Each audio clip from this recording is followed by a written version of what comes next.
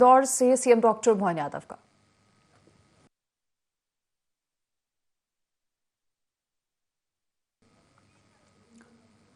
आज देश भर में गणतंत्र दिवस की धूम है और आज 76वां गणतंत्र दिवस समारोह का आयोजन किया जा रहा है। सीएम डॉक्टर मोहन यादव इंदौर पहुंचे हैं ध्वजारोहण समारोह में शामिल होने के लिए।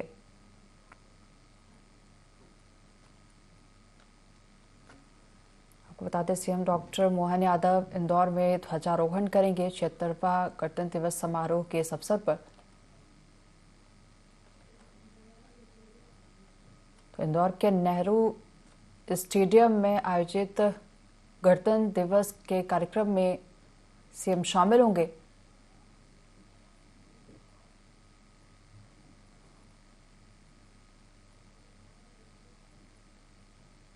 तस्वीरें इंदौर से देख रहे हैं आप, जहां सीएम डॉक्टर मोहन यादव ध्वजारोहण में शामिल होने के लिए पहुंचे हैं। 76वें गणतंत्र दिवस के अवसर पर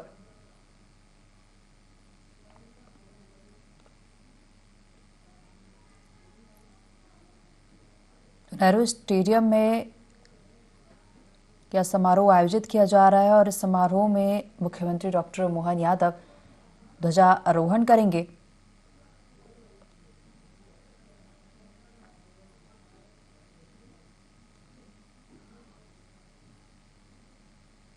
तो आपको बता दें समारोह में परेड के साथ विभिन्न विभागों द्वारा राज्य शासन की योजनाओं, कार्यक्रमों और उपलब्धियों पर आधारित झांकियां निकाली जाएंगी।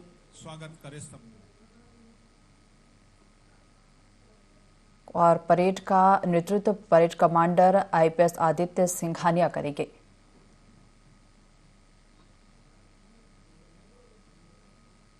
तो तस्वीरें इंदौर से देख रहे हैं आप। गणतंत्र दिवस समारोह में शामिल होने के लिए सीएम डॉक्टर मोहन यादव पहुंचे हैं। नेहरू स्टेडियम में यह समारोह आयोजित किया जा रहा है।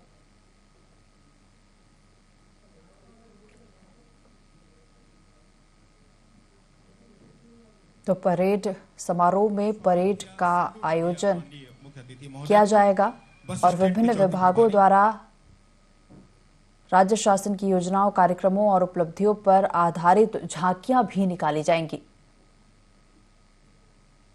तो इस परेड में सीमा सुरक्षा बल के साथ ही विशेष सशस्त्र बल, जिला पुलिस आदि प्लाटून शामिल होंगे और साथ ही बैंड भी परेड में शामिल होगा। तो देश भर में आज गणतंत्र दिवस की धूम है और सीएम डॉक्टर मोहन यादव भी इंदौर के नेहरू स्टेडियम में आयोजित गणतंत्र दिवस के कार्यक्रम में शामिल होने पहुंचे हैं। और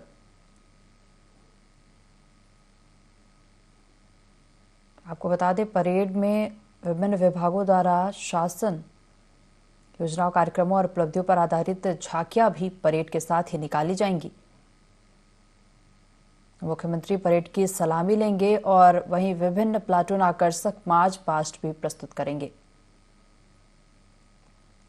और इसके साथ ही स्कूली बच्चे भी देशभक्ति गीतों पर आधारित सांस्कृतिक कार्यक्रमों की प्रस्तुति देंगे।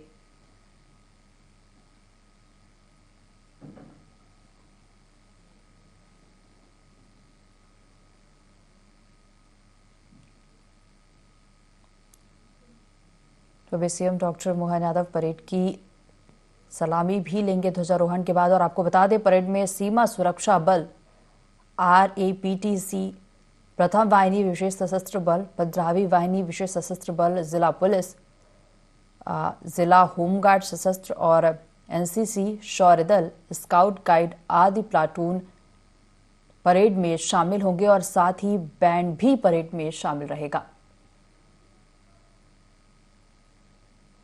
अन्नपूर्णा गुर्जर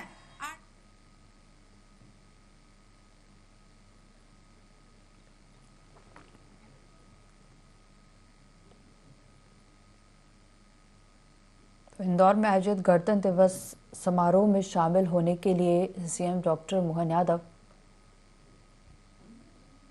इंदौर के नेहरू स्टेडियम पहुंचे हैं और कार्यक्रम में शामिल हुए।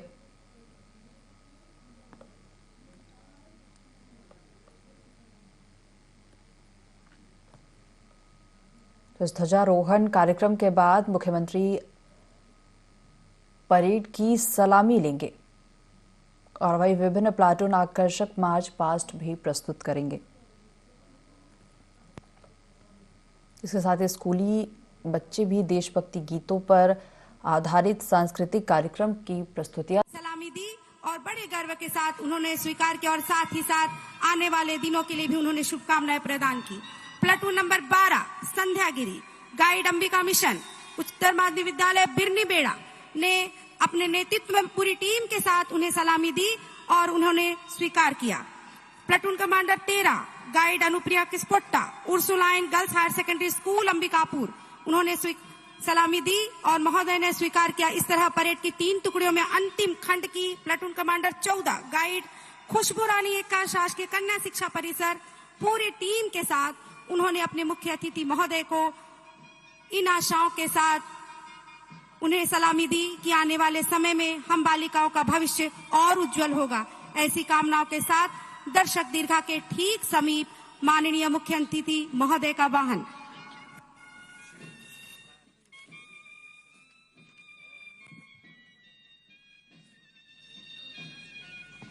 छिहत्तरवें गणतंत्र दिवस की थीम स्वर्णिम भारत विरासत और विकास समृद्ध विरासत और विकास यात्रा का उत्सव मना रहा है संपूर्ण भारत। और सने सने माननीय मुख्य अतिथि महोदय का वाहन दर्शक दीर्घा की ओर से गुजरता हुआ विशिष्ट दर्शक दीर्घा की ओर और विशिष्ट दर्शक दीर्घा से उन शहीदों के परिजनों की दीर्घा जिन्होंने हंसते हंसते अपने प्राणों की आहुति दे दी इस देश के लिए। और उसके पश्चात अति विशिष्ट दर्शक दीर्घा की ओर सने सने माननीय मुख्य अतिथि महोदय का वाहन। देखो आज सजी है महफिल अमन चाहने वालों की, भारत माता के चरणों में शीश चढ़ाने वालों की। असाधारण है ये जवान जो सामने आज के इस अभियान प्रेरण के लिए अपने आप को तैयार किए हैं, हजारों में से चयनित होकर के उपस्थित आज के इस दिवस के लिए। अली सरदार जाफरी की वो पंक्तियां, गरजती हैं तोपे गरजने दो इनको, दुहुल बज रहे हैं तो बजने दो इनको, जो हथियार सस्ते हैं सजने दो इनको, बढ़ेंगे अभी और आगे बढ़ेंगे। उत्तरोत्तर प्रगति के नवीन सोपान गढ़ता हुआ मेरा भारत आज पूरे विश्व पटल पे अपनी ख्याति अर्जित कर रहा है। वसुधैव कुटुंबकम के सिद्धांत पर जिया मेरा भारत, यह नीलकंठ ऐसा नीलकंठ जिसने स्वयं विष पीकर पूरे विश्व को अमृत दान दिया। विश्व में आज हमारे भारत की गौरव गाथा गूंज रही है। हमें गर्व है अपने पहचान पर और गर्व है कि हम सब हिंदुस्तानी शांति प्रेम शिक्षा को सर्वोत्तम स्थान लिए मेरा भारत आकाश सा बलवान और यह धरती अत्यंत धैर्यवान और हमारा इतिहास हमारे मस्तक पर लिखा जा रहा है। हम कामना करते हैं कि आज यह हमारा भारत सत्यम शिवम सुंदरम और कभी वंदे मातरम तो कभी ठुकराए लोगों की शरणा स्थली बन जाता है। और ऐसी कामना के साथ हमारे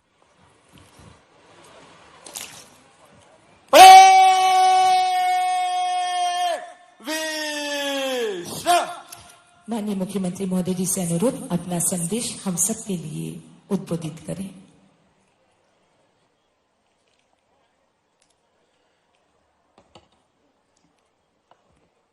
मेरे प्यारे प्रदेशवासियों, भारत के 76वें गणतंत्र दिवस के मंगल अवसर पर आप सबको हार्दिक बधाई एवं शुभकामनाएं।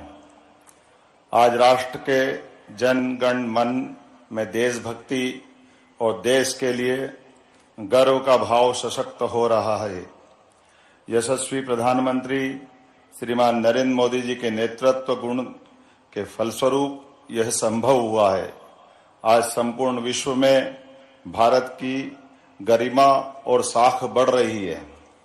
गणतंत्र दिवस की वर्षगांठ पर राष्ट्र की स्वतंत्रता के लिए शहीद राष्ट्रभक्तों और ज्ञात अज्ञात सेनानियों के चरणों में विनम्र श्रद्धांजलि। आज संविधान निर्माताओं के प्रति भी कृतज्ञता ज्ञापित करने का दिन है। संविधान सभा में मध्य प्रदेश के महू नगर में जन्मे बाबा साहब डॉक्टर भीमराव अंबेडकर जी की प्रारूप समिति के अध्यक्ष के नाते अविस्मरणीय भूमिका रही है। हमारा संविधान गौरव और स्वाभिमान के साथ हमें अपने अधिकारों और कर्तव्यों का बोध भी कराता है। संविधान दिवस के माध्यम से हमारा राष्ट्र संविधान की महिमा को एक उत्सव के रूप में मनाता है। गणतंत्र दिवस की वर्षगांठ पर यह बताते हुए प्रसन्नता है कि एक वर्ष में प्रदेश के चहुमुखी विकास के साथ प्रदेश की जनता के हित में जन सहयोग से जो कार्य हुए हैं, उनसे मध्य प्रदेश विकसित राज्य के रूप में पहचान बना रहा है। यशस्वी प्रधानमंत्री श्रीमान नरेंद्र मोदी जी की मंशा अनुसार विकसित भारत के लिए विकसित मध्य प्रदेश की हमारी यात्रा निरंतर चल रही है। प्रधानमंत्री श्रीमान नरेंद्र मोदी जी की मौजूदगी में 17 दिसंबर 2024 को जयपुर में इस परियोजना का त्रिपक्षीय अनुबंध हुआ है। परियोजना के माध्यम से कुल 6,73,000 हेक्टेयर क्षेत्र सिंचित होगा। प्रदेश की भीतर भी नदी जोड़ो अभियान को क्रियान्वित करने की दिशा में उल्लेखनीय काम प्रारंभ हुए हैं। नदी जोड़ो अभियान हमारे अपने प्रदेश के राज्य के अंदर भी और राज्य के बाहर भी दोनों तरफ से समान रूप से किया जा रहा है। राज्य के बाहर पार्वती, काली सिंध, चंबल परियोजना जो राजस्थान के साथ हमारा 20 वर्ष से ज्यादा समय से उलझा हुआ मसला था, उसको सुलझा करके हमारे देश के राज्यों के अंदर सौहार्दपूर्ण वातावरण का एक नया अध्याय गढ़ने का प्रयास हुआ है। इसी प्रकार से बुंदेलखंड की धरती को केन बेतवा लिंक योजना के माध्यम से पूरे क्षेत्र में मध्य प्रदेश और उत्तर प्रदेश की धरती पर आपस में मिलकर के बुंदेलखंड के प्यास मिटाने के साथ साथ समृद्धि के द्वार भी खोलने का प्रयास हमारी सरकार के द्वारा किया गया है। मुझे इस बात की प्रसन्नता है, राज्य के बाहर जिस प्रकार से नदी जोड़ो परियोजनाओं को हमने लागू करने का प्रयास किया है, उसी संदर्भ में हमने अपने राज्य के अंदर भी खास करके एक नदी से दूसरे नदी की कठिनाइयों के लिए कहीं सीवर से जुड़ी परेशानी होगी, कहीं और कोई कारण से नदी सूखी या एक नदी में बाढ़ आती है, ऐसे में एक नदी से दूसरी नदी जोड़ करके हम अपनी इन समस्याओं का समाधान खोज सकते हैं। इसका बेहतर उदाहरण इंदौर और उज्जैन के बीच निकलने वाली सीवर से जुड़ी हुई कान नदी की पुरानी एक ऐसी कठिनाई थी, जिस कठिनाई के कारण से वर्षों से हमारा गंदा पानी उज्जैन की क्षिप्रा को प्रभावित करता था। ऐसे में एक नदी जोड़ो अभियान राज्य के अंदर भी लेने का प्रयास किया है, जिसके माध्यम से अब यहाँ इंदौर से निकलने वाली कान नदी का पानी यहाँ से निकल करके बजाय क्षिप्रा में मिलने के वो अपनी दूसरी एक नदी वो भी इंदौर से ही निकलती है, लेकिन डाउन स्ट्रीम में जब डैम में ऊपर पानी भरा रहेगा शुद्ध जल, तो नीचे जो पानी शुद्ध होकर के मिलेगा जिसको किसान अपने काम में ले सकेंगे। इस कान नदी और एक तरह से गंभीर नदी जोड़ने का एक राज्य के अंदर का ये भी अनुपम उदाहरण बना है, जो विश्व में पहला एक राज्य के अंदर नदी जोड़ो अभियान का दूसरा अध्याय लिखा जाना लगेगा। यशस्वी प्रधानमंत्री श्रीमान नरेंद्र मोदी जी ने ज्ञान का मंत्र दिया, जिसका अर्थ गरीब, युवा, अन्नदाता और नारी। ज्ञान के ध्यान के ध्येय वाक्य को साकार करने के लिए मध्य प्रदेश सरकार संकल्पबद्ध होकर कार्य कर रही है। इस मंत्र की सिद्धि में मध्य प्रदेश सरकार ने 4 मिशन युवा शक्ति, गरीब कल्याण, किसान कल्याण और नारी सशक्तिकरण प्रारंभ करने का निर्णय किया है। स्वामी विवेकानंद युवा शक्ति मिशन का शुभारंभ राष्ट्रीय युवा दिवस के अवसर पर किया गया है। यह मिशन युवाओं के स्वप्न साकार होने का माध्यम तो बनेगा ही, साथ ही समाज में सकारात्मक और अपेक्षित परिवर्तन लाने के लिए भी प्रेरित करेगा। गुणवत्तापूर्ण शिक्षा, कौशल विकास और क्षमता संवर्धन, उद्यमिता को प्रोत्साहन और रोजगार, सामाजिक पहल, सामाजिक सद्भाव इस मिशन के प्रमुख स्तंभ है। सरकार 5 वर्ष में युवाओं के लिए 2,50,000 सरकारी नौकरियों में भर्ती करने का लक्ष्य रख रही है। युवा खिलाड़ियों के लिए प्रदेश के सभी 55 जिलों में खेल स्टेडियम निर्माण करने का निर्णय हमारी सरकार के द्वारा लिया गया है। गरीब कल्याण का मिशन गरीब और वंचित वर्ग को सामाजिक सुरक्षा, रोजगार और बुनियादी सुविधाएं प्रदान करना है। यह मिशन मुख्यतः 3 घटकों यथा बहुआयामी गरीबी इंडेक्स में सुधार, आजीविका सुदृढ़ीकरण और विद्यमान संगठनों के सशक्तिकरण पर केंद्रित है। आदरणीय प्रधानमंत्री जी के नेतृत्व में गरीबों के पक्के घर का सपना प्रधानमंत्री आवास योजना से साकार हो रहा है। योजना में प्रदेश के 36 लाख ग्रामीण और 8 लाख से अधिक शहरी परिवारों को पक्का मकान उपलब्ध कराया गया है। केंद्र सरकार द्वारा निःशुल्क राशन वितरण योजना को वर्ष 2028 तक बढ़ा दिया गया है। भारत सरकार द्वारा जनजाति ग्रामों में 100% सैचुरेशन के लिए धरती आबा जनजाति ग्राम उत्कर्ष अभियान प्रारंभ किया गया है।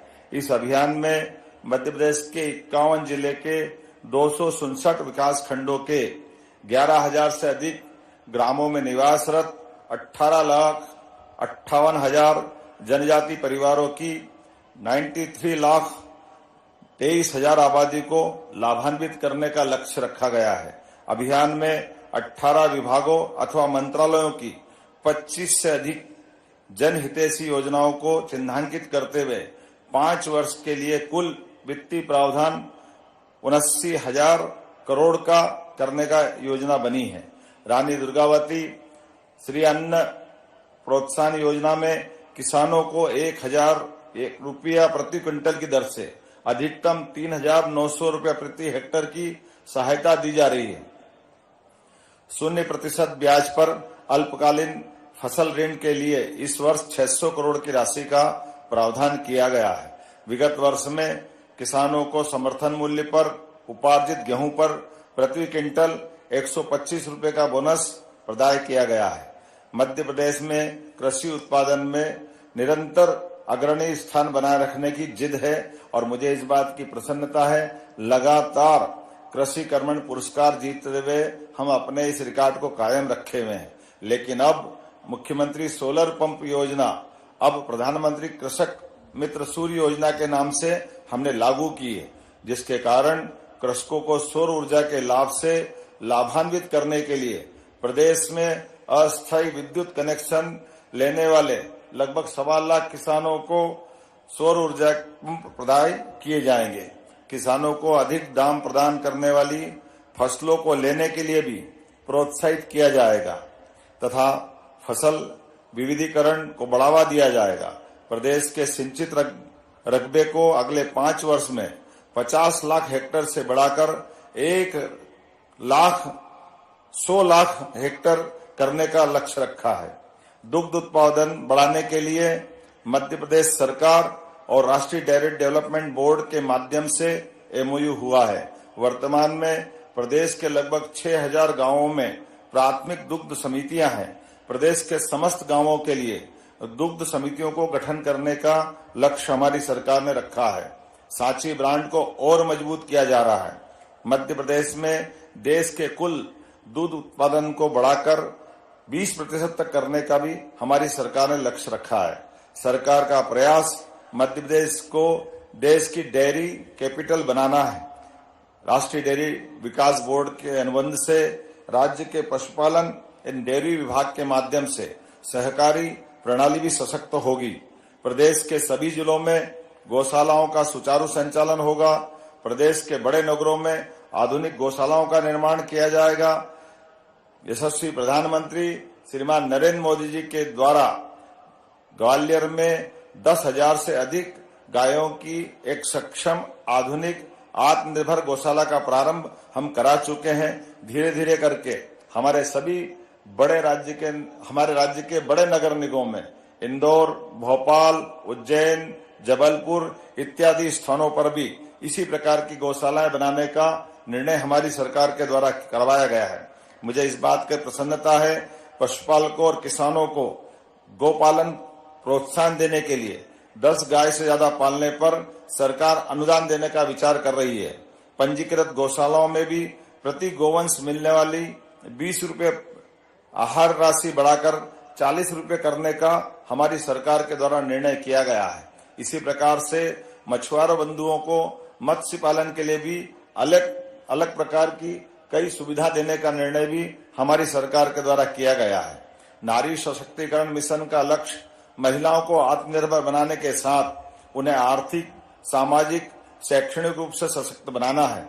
मिशन के माध्यम से महिलाओं और बालिकाओं की शिक्षा, स्वास्थ्य, पोषण, आर्थिक विकास के साथ ही उनकी सुरक्षा एवं उन तक विभिन्न सरकारी सेवाओं की पहुंच सुनिश्चित करना है। मध्य प्रदेश सरकार ने शासकीय सेवाओं में महिलाओं को 35% आरक्षण देने का निर्णय किया है। प्रधानमंत्री मातृ वंदना योजना के क्रियान्वयन में भी प्रदेश राष्ट्रीय स्तर पर अग्रगण्य राज्य में शामिल हुआ है। योजना के प्रारंभ से अब तक 42 लाख महिलाओं को लाभान्वित किया है। जननी सुरक्षा योजना में वित्त वर्ष 2024 तक लगभग 6 लाख हितग्राहियों को 79 करोड़ रुपए की राशि का भुगतान किया गया है। लाडली बहना योजना में 1.25 लाख करोड़ से अधिक पात्र बहनों को योजना का लाभ अब तक दिलवाकर लगभग 30,765 करोड़ से अधिक की राशि का अंतरण किया गया है। प्रदेश में 90 लाख से अधिक महिलाओं को निःशुल्क गैस कनेक्शन प्रदान किए गए हैं। प्रदेश की 26 लाख लाडली बहनाओं को 450 रुपये गैस सिलेंडर की रिफिलिंग के लिए और 2024 में 715 करोड़ से अधिक की राशि का भी अंतरण किया गया है। प्रदेश में 1 लाख से अधिक लखपति दीदियां बनी हैं। महिला श्रम पर आधारित उद्योगों, विशेष रूप से रेडीमेड गारमेंट्स इंडस्ट्री में प्रति महिला श्रमिक 5,000 रुपये के मान से प्रोत्साहन राशि देने का निर्णय हमारी सरकार के द्वारा किया गया है। प्रदेश सरकार महिला स्व सहायता समूह को जन आंदोलन बनाने के लिए प्रतिबद्ध है। वर्तमान में 25 लाख महिलाएं स्व सहायता समूह से जुड़ी है। यह संख्या 4 वर्ष में 50 लाख तक बढ़ाई जाएगी। प्रदेश के 313 विकास खंडों में वृंदावन ग्राम योजना में एक ग्राम वृंदावन के रूप में विकसित किया जाएगा। प्रदेश में ग्रामीण जिलों में जल गंगा संवर्धन अभियान को अच्छी सफलता मिली है। इस अभियान को प्रत्येक वर्ष आयोजित करने का निर्णय हमारी सरकार के द्वारा किया गया है। वर्ष 2025 को उद्योग और रोजगार वर्ष घोषित किया गया है। अब तक उज्जैन, जबलपुर, ग्वालियर, सागर, रीवा, नर्मदापुरम और शहडोल में संपन्न 7 रीजनल इंडस्ट्री कॉन्क्लेव में निवेश के कई महत्वपूर्ण प्रस्ताव प्राप्त हुए हैं। मुंबई, बेंगलुरु, कोयम्बटूर, कोलकाता और पुणे में रोड शो आयोजित किए गए हैं, जिनके माध्यम से 1 लाख करोड़ से अधिक के निवेश और भोपाल में खनन कॉन्क्लेव में 20,000 करोड़ से निवेश के प्रस्ताव, यूके, जर्मनी के माध्यम से 78,000 करोड़ से रुपयों के अधिक निवेश के प्रस्ताव, संयुक्त प्रयासों से अब तक 4,17,000 करोड़ रुपए से अधिक के निवेश, जिसमें लगभग 4 लाख से अधिक युवाओं को रोजगार के अवसर प्राप्त होंगे। मध्य प्रदेश में उद्योग के विभिन्न निवेश के अभियान चलाए जा रहे हैं, जिसके माध्यम से मध्य प्रदेश ने देश के अंदर अब निवेश करने के लिए एक तरह से सबसे आकर्षक राज्य का अपना दर्जा पाया है। भोपाल में आगामी 24-25 फरवरी को होने वाली ग्लोबल इन्वेस्टर समिट की तैयारियां प्रारंभ कर दी गई है। जैसा कि आपको जानकारी देते हुए मुझे प्रसन्नता है कि हमारे यशस्वी प्रधानमंत्री श्रीमान नरेंद्र मोदी जी स्वयं इस निवेश कार्यक्रम का शुभारंभ करने के लिए आने वाले हैं। मध्य प्रदेश में गत 1 वर्ष से औद्योगिक विकास और निवेश संवर्धन के निरंतर प्रयास हम चला रहे हैं, जिसके माध्यम से युवाओं को अपनी बौद्धिक क्षमता के साथ साथ स्किल डेवलपमेंट के माध्यम से बड़े पैमाने पर रोजगार के अवसर प्रदान किए जाएंगे। मध्य प्रदेश जन विश्वास बिल पास कर उक्त अधिनियम में 5 विभागों के 8 अधिनियमों के माध्यम से 64 उपबंधों का गैर अपराधीकरण किया गया है। सतत टिकाऊ तेज गति से विकास के लिए वर्तमान वित्त वर्ष में पिछली बार की तुलना में 16% से अधिक प्रदेश का बजट अर्थात 3,65,000 करोड़ रुपए का किया गया है, जिसको आगामी 5 वर्ष में 2 गुना करने का हमने लक्ष्य रखा है। प्रदेश में अब प्रति व्यक्ति आय भी बढ़ करके 1,42,000 से अधिक हो चुकी है। ई पंजीयन, ई स्टाम्पिंग के माध्यम से संपत्ति की रजिस्ट्रेशन करने का नया अभियान प्रारंभ किया है, जिसके माध्यम से 2024 में राजस्व महाअभियान के माध्यम से लगभग 30 लाख, द्वितीय चरण में लगभग 50 लाख राजस्व प्रकरणों का भी निराकरण किया गया है। यशस्वी प्रधानमंत्री श्रीमान नरेंद्र मोदी जी ने मध्य प्रदेश में स्वामित्व योजना में 88% कार्य पूरा होने की सराहना की है। हाल ही में प्रधानमंत्री जी ने इस योजना में मध्य प्रदेश के 15,63,000 से अधिक हितग्राहियों को ई संपत्ति कार्ड वितरित किए हैं। मुझे इस बात की प्रसन्नता है कि आज आधुनिक और बेहतर शिक्षा के लिए हमने हर क्षेत्र में पीएम श्री एक्सीलेंस कॉलेज के आधार पर युवाओं को अपने सभी प्रकार की शिक्षा अपने जिले में मिले, ये अभियान हमने प्रारंभ किया है। मध्य प्रदेश में परंपरागत तकनीकी व्यावसायिक पाठ्यक्रम आधारित विश्वविद्यालयों का उनके कार्यक्षेत्र के अलावा भी कई और रोजगार परक कोर्स चालू करने के लिए भी प्रेरित किया जा रहा है। नागरिकों को स्वास्थ्य सेवा उपलब्ध कराने के लिए 17 शासकीय 13 निजी मेडिकल कॉलेज का संचालन प्रारंभ कर रहे हैं। मुझे इस बात की प्रसन्नता है कि एक तरफ 2003-04 में प्रदेश में केवल 5 मेडिकल कॉलेज थे, लेकिन एक ही वर्ष में हमने 3 मेडिकल कॉलेज चालू करते हुए आज की स्थिति में 30 मेडिकल कॉलेज आज हमारे मध्य प्रदेश में संचालित हो रहे हैं। मुझे इस बात की प्रसन्नता है, आने वाले 2 वर्षों में हम लगभग 24 मेडिकल कॉलेज और देने वाले हैं, अर्थात देश के अंदर मेडिकल कॉलेज की स्थापना में हम सबसे अग्रगण्य भूमिका निभाने के लिए आगे बढ़ रहे हैं। आयुष्मान भारत योजना में अब तक 4 करोड़ से अधिक आयुष्मान कार्ड वितरित कर मध्य प्रदेश देश में सबसे आगे है। इसी प्रकार से 70 वर्ष से अधिक आयु के बुजुर्गों को भी आयुष्मान योजना का लाभ दिलाने में मध्य प्रदेश सबसे आगे है। मुझे इस बात की प्रसन्नता भी है कि मध्य प्रदेश देश में सबसे पहले एयर एम्बुलेंस चालू करने वाले राज्यों की श्रेणी में आज अपनी एक विशेष पहचान बना के खड़ा हुआ है। हाल ही में 2 दिन पहले हमारी एयर एम्बुलेंस के बलबूते पर हमने न केवल शरीर के अंगों का प्रत्यारोपण कराने का एक नया रिकॉर्ड बनाया है, बल्कि गरीबों के प्रति हमारी भावनाओं को प्रकटीकरण का यह उदाहरण भी माना है, जिसके माध्यम से एयर सुविधा, एयर एम्बुलेंस के माध्यम से हम हर गरीब के जीवन को बचाने में अपनी सरकार का सब कुछ देने के लिए तैयार हैं। मुझे इस बात की भी प्रसन्नता है, एक तरफ जब एलोपैथिक कॉलेज हम बढ़ा रहे हैं, उसी समान दृष्टि से हम आयुर्वेदिक चिकित्सा महाविद्यालय को भी लागू करने की दिशा में आगे बढ़ रहे हैं। मुझे इस बात की प्रसन्नता है, पिछले वर्ष हमारी सरकार ने 11 नए आयुर्वेदिक मेडिकल कॉलेज खोलने की निर्णय की घोषणा की थी, जिसमें से 5 महाविद्यालय में निर्माण कार्य की प्रशासकीय स्वीकृति भी हमने जारी कर दी है।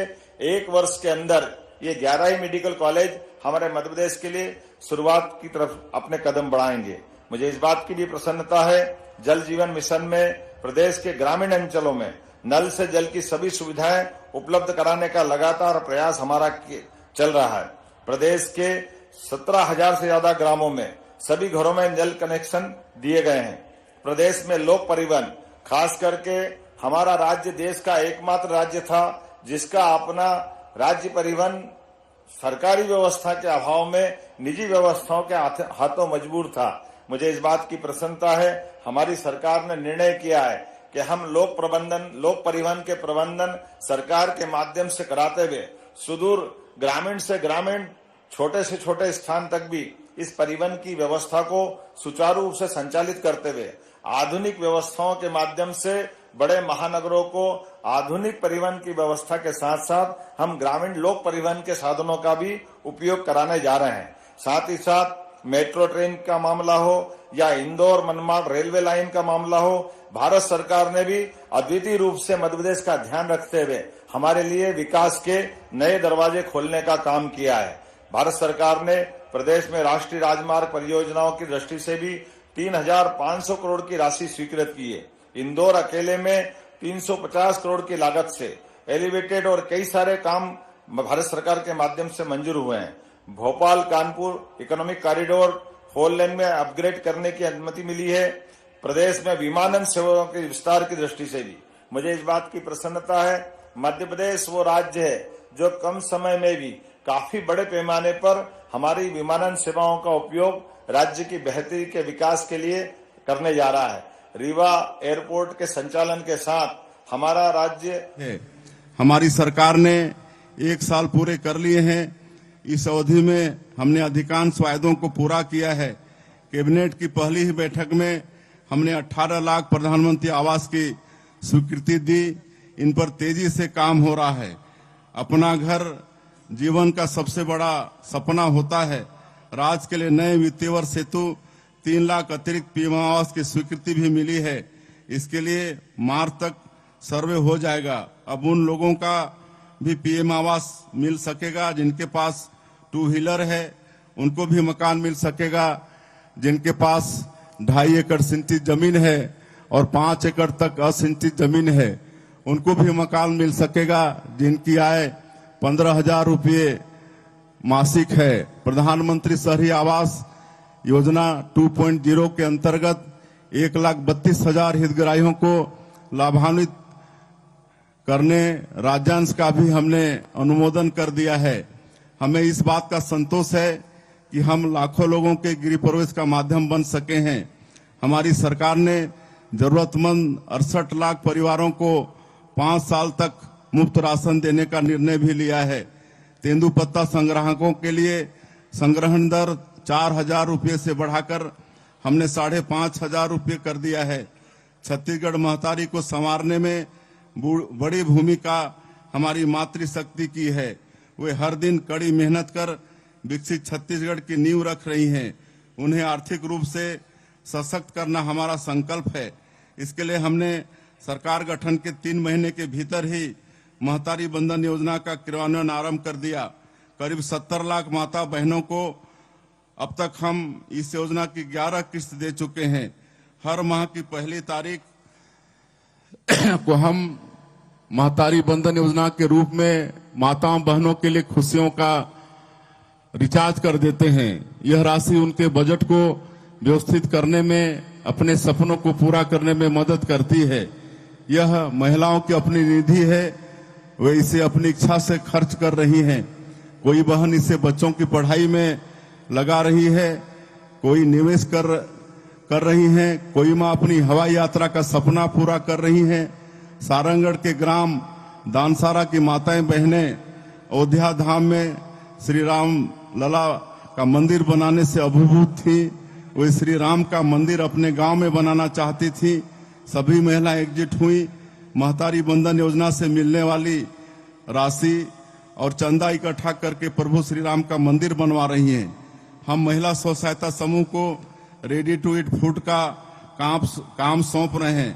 पहले चरण में 5 जिलों से इस काम की शुरुआत करेंगे। प्राचीन काल में हमारा देश विश्व गुरु था। इसका कारण हमारी गुरुकुल शिक्षा प्रणाली थी।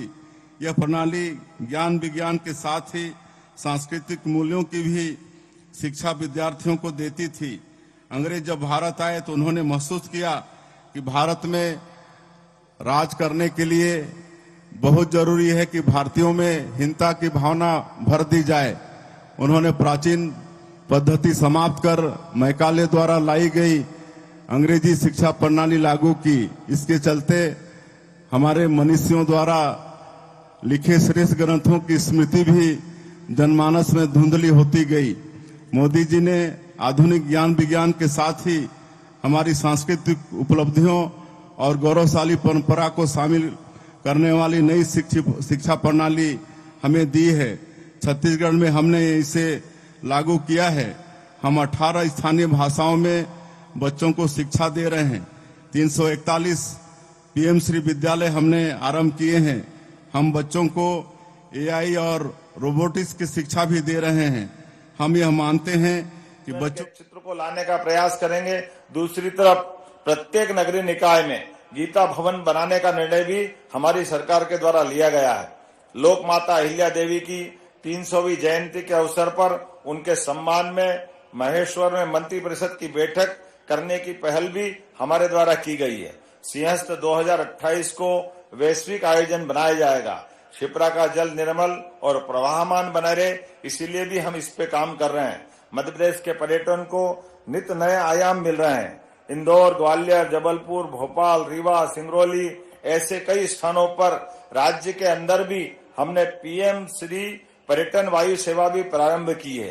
प्रदेश में टाइगर रिजर्व की संख्या भी लगातार हम बढ़ाने का प्रयास कर रहे हैं। मध्य प्रदेश टाइगर और लेपर्ड स्टेट के नाते साथ अब चीता स्टेट भी बन गया है। भोपाल का रातापानी प्रदेश का 8वां टाइगर रिजर्व बना है। मुझे इस बात की भी प्रसन्नता है, एक तरफ हम जनहितैषी योजनाओं को लागू कर रहे हैं, उसी प्रकार प्रशासनिक दक्षता की दृष्टि से भी हम जिला, विकास खंड, तहसीलों और अनुविभागों के पुनर्गठन के उद्देश्य से प्रशासनिक पुनर्गठन आयोग का गठन भी करते हुए इस दिशा में काम कर रहे हैं। नागरिकों को मद्य निषेध के लिए जागरूक किया जा रहा है। यह कार्य समाज और सरकार दोनों के स्तर होने पर ही सफलता मिल सकती है। राज्य सरकार ने इस क्रम में प्रदेश के धार्मिक नगरों में शराबबंदी का निर्णय किया है। मुझे इस बात की प्रसन्नता है, इस संबंध में साधु संत, सामाजिक संगठन सभी लोगों के दिए गए सुझाव पर हमने ये कदम उठाया है।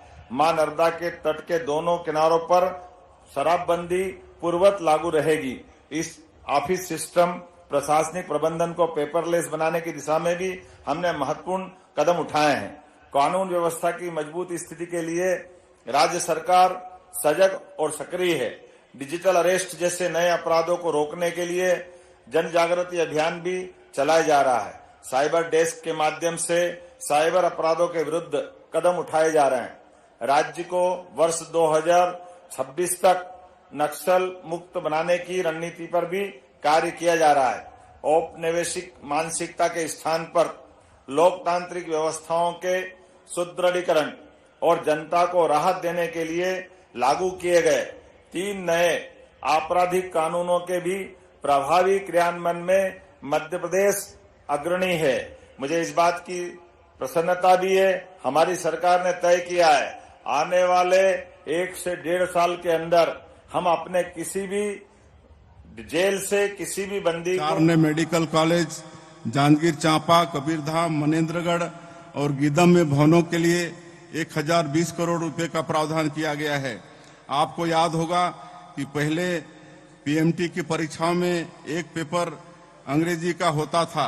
हमारे ग्रामीण पृष्ठभूमि और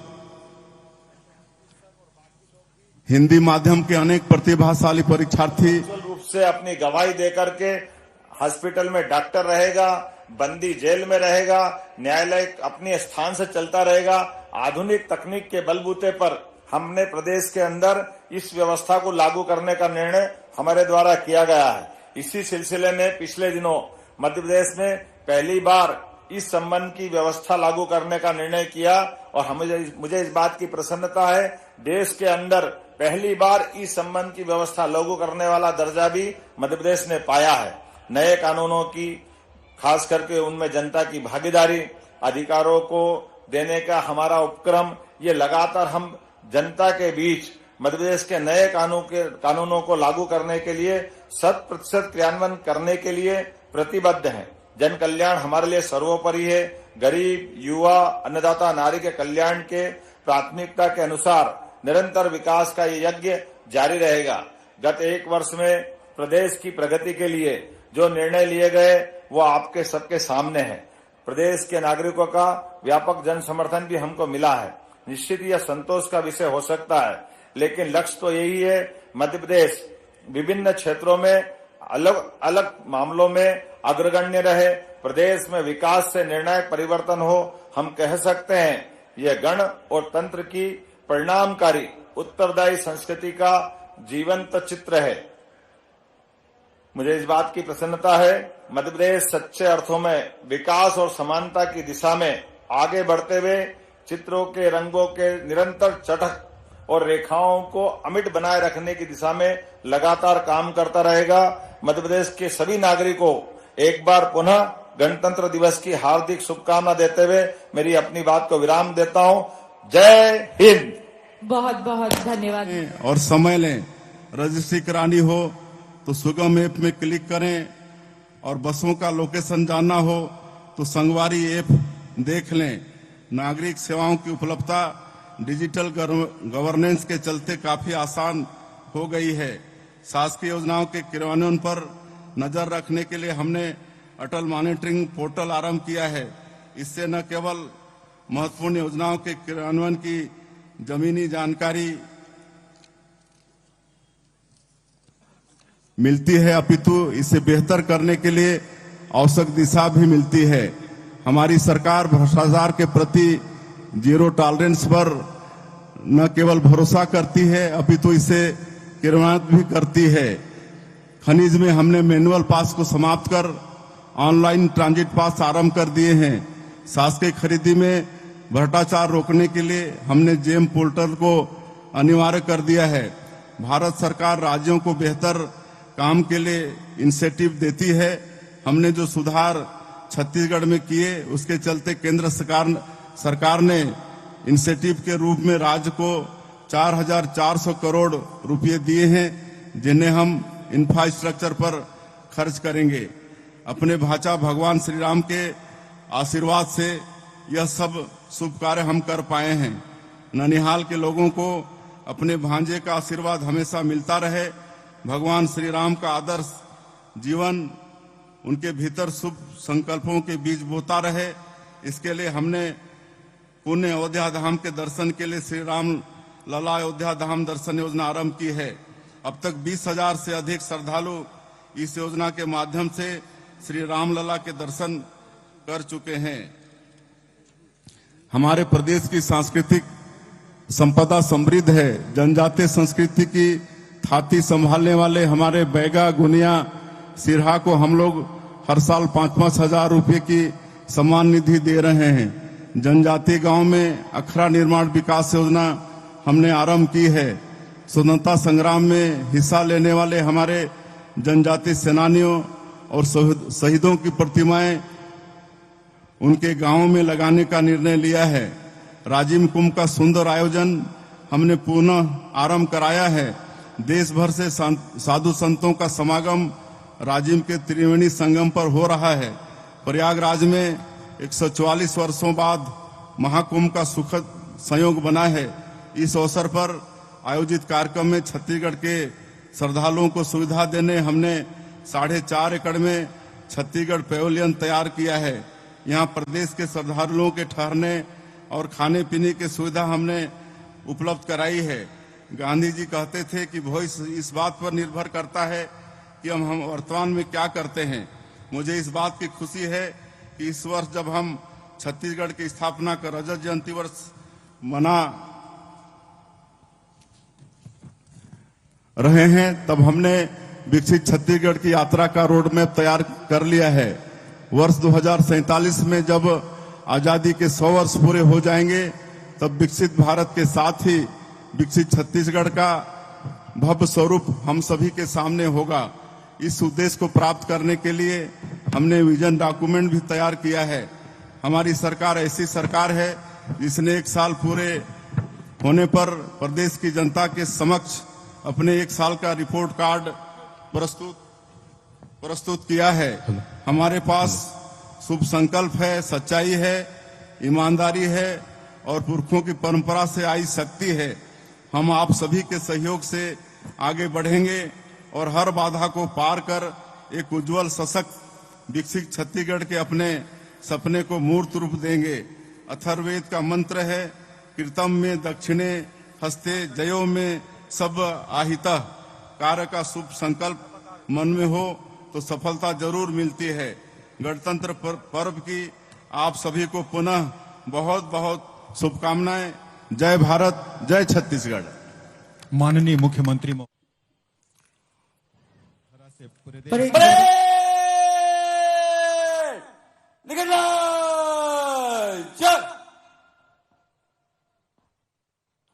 हमारे भारत के राष्ट्र ध्वज के 3 रंगों में समावेशित ये केसरिया, श्वेत और हरे रंग, जो संस्कृति, शांति और समृद्धि का प्रतीक है, जो पूरे विश्व को व्योम मंडल परेड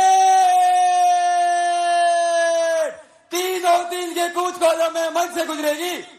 परेड निकलना चल।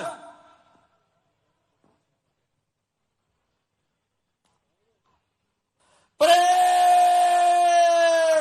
बगल शस्त्र।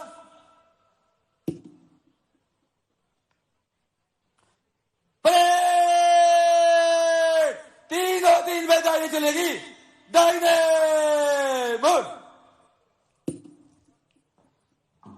गणतंत्र की पावस बेला नव सृजन आह्वान कर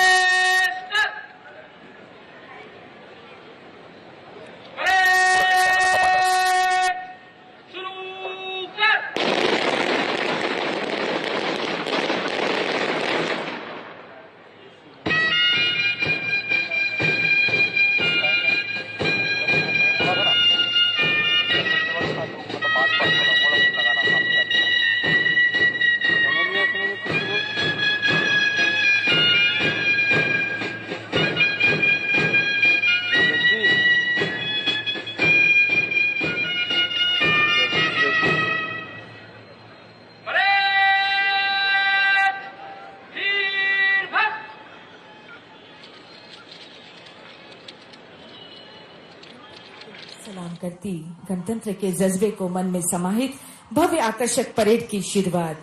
परेड का नेतृत्व कर रहे हैं परेड कमांडर भारतीय पुलिस सेवा 2023 बैच के आदित्य सिंघारिया।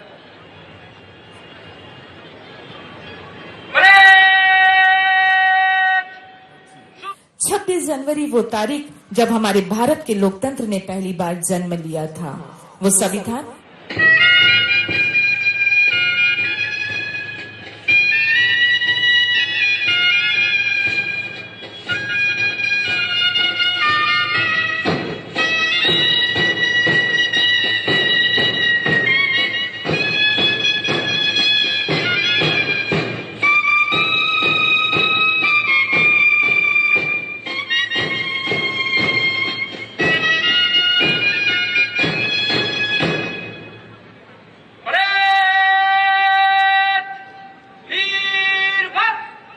तीसरे और अंतिम हर्ष फायर में पूर्ण राष्ट्रध्वज बजेगी। आप सभी से निवेदन, कृपया अपने स्थल पे खड़े होकर के राष्ट्रध्वज का सम्मान करें और वर्दीधारी सैल्यूट करेंगे।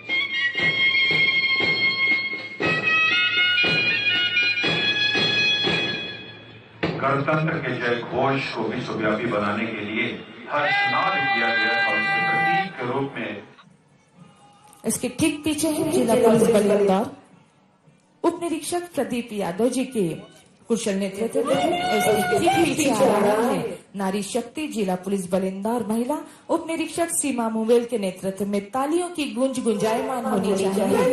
इस सुंदर भव्य आकर्षक परेड आपके सामने से गुजर रही है। जिला होमगार्ड बल सशस्त्र उप निरीक्षक दीपेश पाटीदार के नेतृत्व में मंच के सामने से गुजर रही है। इसके ठीक पीछे है जिला यातायात पुलिस बल सूबेदार राजेंद्र सिंह चौहान के कुशल नेतृत्व में मंच के सामने से सलामी देकर गुजर रहे हैं। इसके ठीक पीछे उप निरीक्षक कैलाश मार्सकोले के नेतृत्व में मंच के सामने से ध्वज और अतिथि को सलामी देता गुजर रहा है। इसके पीछे आ रही है देश की युवा पीढ़ी दिल्ली सैन्य दल अनिकेत मोदी के नेतृत्व में ये राष्ट्रीय कैडेट कोर का दल मंच के सामने से गुजर रहा है। इसके ठीक पीछे है शौर्य दल स्मिता सूर्यवंशी के कुशल नेतृत्व में ये मजबूत आत्म सशक्तिकरण भारत का परिलक्षण। इसके ठीक पीछे स्काउट का यह दल युवा पीढ़ी तरुण गंधवाने के कुशल नेतृत्व में ध्वज और अतिथि को सलामी देता गुजर रहा है। इसके ठीक पीछे है गाइड का यह दल अलीसा अब्बासी के कुशल नेतृत्व में ध्वज और अतिथि को सलामी देता हुआ मंच के सामने गुजर रहा है। इसके ठीक पीछे आ रहा है रेड क्रॉस मंतशा अब्बासी के कुशल नेतृत्व में अतिथि और ध्वज को सलामी देता हुआ गुजर रहा है। इसके ठीक पीछे आ रहा है सृजन आरती विश्वकर्मा सृजन का मंच के सामने से गुजरता हुआ। इसके ठीक पीछे है बीएसएफ बैंड सहायक उप निरीक्षक रवि कुमार का यह निर्देशन सारे हिंदुस्तान हमारा खाकी कहा और क्षमा बांध दिया। वतन की मिट्टी की सुगंध ठीक पीछे है प्रथम वाहिनी का बैंड प्रधान आरक्षक वासुदेव नागर के निर्देशन में मंच के सामने से गुजर रहा है। इसके ठीक पीछे अश्वदल आ रहा है जिसने माननीय मुख्यमंत्री महोदय जी की अगवानी की। आम सिंह जी के नेतृत्व में यह हमारा अश्वदल मंच के सामने से गुजर रहा है। इसके ठीक पीछे हमारा वो वाहन संतोष कटारिया जी के द्वारा इस वाहन का चालन किया गया और माननीय मुख्यमंत्री महोदय जी को परेड का निरीक्षण करवाया गया।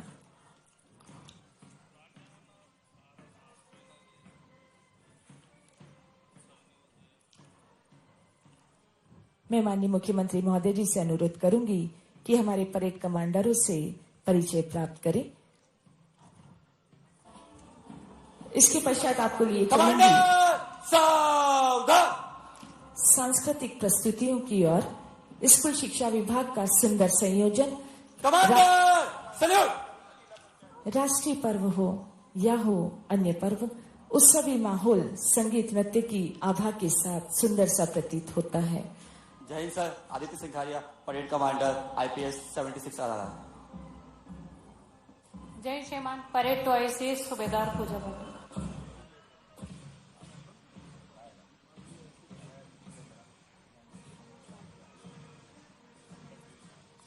हमारे माननीय मुख्यमंत्री महोदय जी द्वारा परेड कमांडरों से परिचय प्राप्त किया जा रहा है। वीरता बलिदान और विकास के स्वर्णिम इतिहास के साथ देश के गणतंत्र होने का पावन दिवस, भारत अपने संविधान लागू होने के पावन दिन को, वो संविधान जिसने सभी को समानता का पाठ पढ़ाया, सभी को अधिकारों के साथ कर्तव्य का संयम बताया, जो कहता है मैं भारत का संविधान हूँ, मैं शक्ति का अमर गर्व हूँ, आजादी का विजय पर्व हूँ, मैं बलिदानों का चंदन हूँ, कर्तव्यों का अभिनंदन हूँ, लोकतंत्र का उद्बोधन हूँ, अधिकारों का संबंधन हूँ। विश्व के अनेक देशों के अच्छे सिद्धांतों का मिश्रण हमारा संविधान भारतवर्ष का प्राण है। हमारा गणतंत्र, हमारा पवित्र ग्रंथ महान है। समय के साथ पल्लवित पुष्पित होता हमारा गणतंत्र आज सशक्त पड़ाव पर पहुंच चुका है। माननीय मुख्यमंत्री महोदय जी द्वारा परेड कमांडरों से परिचय प्राप्त किया गया। इसके पश्चात मैं आपको लिए चलूंगी सांस्कृतिक प्रस्तुतियों की ओर। परेड कमांडर बड़े गर्व जोश के साथ अपने प्रदेश के मुखिया माननीय मुख्यमंत्री जी का अपना सावधान कमांडर सैल्यूट। कमांडर फाइल में बाएं चलेगा, बाएं मुड़। माननीय मुख्यमंत्री महोदय जी से तेज चल। स्वतंत्रता सेनानी लोकतंत्र सेनानियों की दीर्घा में पहुंचकर कमांडर 4 श्रीमान शौकीलाल राज 2004 में आपकी भर्ती नगर सेना पुरुष का नेतृत्व सहायक उप निरीक्षक थाना मणिपुर ने सहस्त्र सलामी दी। और प्लाटून कमांडर 5 श्रीमती रंभा साहू 2005 उप निरीक्षक कोतवाली नगर सेना महिला का नेतृत्व कर रही हैं और उन्होंने सहस्त्र सलामी दी और उन्होंने स्वीकार किया। Platoon number 6 Siddharth Singh junior under officer सैनिक स्कूल अंबिकापुर RDC IGC में विशेष आपका कमांड 4 नेशनल हॉकी प्लेयर इसमें शामिल, उन्होंने सलामी दी और उन्होंने स्वीकार किया। Platoon number 7 Balkrishna Rajwade senior under officer शासकीय स्नातक और कॉलेज, इसमें 10 अग्निवीर, 2 पैरा कमांडो पुलिस जिला बल का नेतृत्व। प्लाटून क्रमांक 8 एनसीसी गर्ल्स राजीव गांधी शासकीय स्नातकोत्तर महाविद्यालय Ambikapur, junior under officer Sushri Annapurna Gurjar के नेतृत्व में। प्लाटून क्रमांक 9 NCC girls Holy Cross women's college Ambikapur, commander senior under officer Sushri Priya Mary Toppo के नेतृत्व में। प्लाटून क्रमांक 10 स्काउट सेंट जेवियर्स उच्च माध्यमिक विद्यालय, कमांडर अश्विन एक्का के नेतृत्व में। प्लाटून क्रमांक 11 गाइड शासकीय कन्या उच्च माध्यमिक विद्यालय अंबिकापुर, कमांडर सबीना सिंह के नेतृत्व में। प्लाटून क्रमांक 12 गाइड अंबिका मिशन उच्च माध्यमिक विद्यालय बिरनीबेड़ा अंबिकापुर, कमांडर संध्या गिरी के नेतृत्व में। प्लाटून क्रमांक 13 guide Ursuline girls higher secondary school Ambikapur, commander Anupriya Kispotta के नेतृत्व में। सलामी मंच के सम्मुख से गुजरते हुए प्लाटून क्रमांक 14 गाइड शासकीय कन्या शिक्षा परिसर अंबिकापुर, कमांडर खुशबू रानी एक्का के नेतृत्व में। शत शत नमन इस भारत भूमि को, अभिनंदन इस भारत भूमि का, जहां कण कण में भारत माता की जय जैसे जय घोष लेकर जवान चलते हैं। यह शानदार परेड, यह भूतपूर्व मंजर, हम सब इसके साक्षी बन रहे हैं। यह पावन धरती हम सबकी शक्ति का संचार करती है। अर्जुन शिवाजी जैसे वीर, जैसे लोग यहाँ के गुणों का हमारा संचार करती है। जहाँ उत्तर में नागराज हिमालय माँ के मुकुट संवारता है, तो दक्षिण की बात करूं तो रत्नाकर माँ के चरणों को धोता है। ऐसे ही वीर जवान, यूं ही हमारा भारत विश्व गुरु नहीं बना, आज लहरा रहा है हमारा परचम। आज सोने की चिड़िया नहीं, हमें सोने की बाज की आवश्यकता है। चलो आज हम फिर विकासी बने, देश हित के लिए काम करें। और परेड इन कमांड मुख्य मंच के ठीक सामने अतिथि परिचय हेतु शामिल हो रहे और प्लाटून सैन्य सैन्य अपने कर्तव्य स्थल की ओर। भारत रत्न अटल बिहारी वाजपेयी की ये पंक्तियां। संगीत नृत्य मानव की कल्पना का अनुपम सौंदर्य है। नृत्य संगीत एक होकर आनंद से परमानंद हो जाता है। और हम आपको लिए चल रहे हैं स्कूली शिक्षा विभाग की सांस्कृतिक प्रस्तुति के लिए। तो पहली प्रस्तुति के लिए हमारे साथ तैयार है सीएम राइस शासकीय अहिल्याश्रम कन्या उच्चतर माध्यमिक विद्यालय क्रमांक 2। गणतंत्र के पावन पर्व पर आपके शुभ आगमन को, जनमानस की गरिमा में उपस्थिति को स्वागत के भावों के साथ, देशभक्ति भावों के समर्पण के साथ यह सुंदर प्रस्तुति लेकर आपके साथ उपस्थित हैं। आपके समक्ष हमारा सीएम राइस शासकीय अहिल्याश्रम कन्या उच्चतर माध्यमिक विद्यालय क्रमांक 2।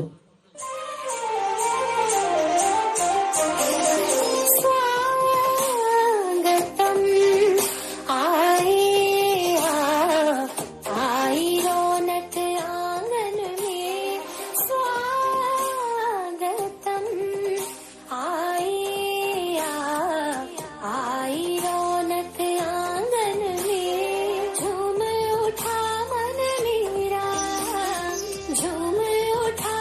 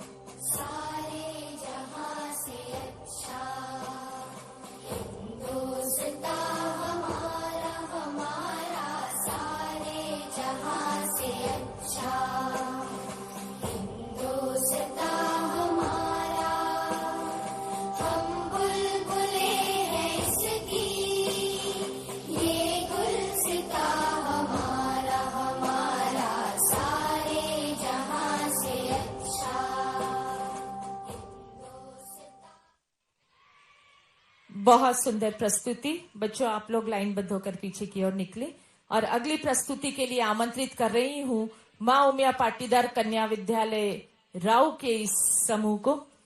बूंदों से बनता सागर, फसलों की धानी है चादर, देखा है हमने एकता अखंडता का सुंदर समा। भारत की समृद्ध संस्कृति और गौरवशाली इतिहास रहा है।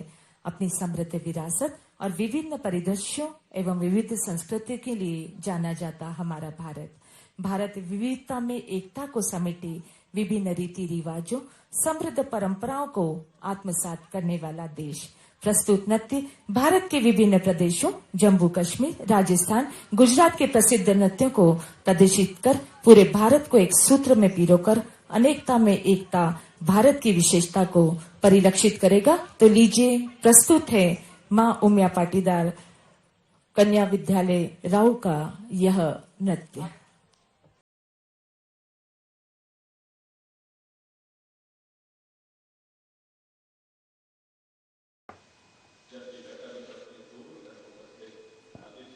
अपने विचारों और मन के भावों को डिजिटल पुस्तिका में दर्ज करते माननीय प्रधानमंत्री, याद बहुत आते हैं वो और हमेशा याद रहेगा उनका बलिदान।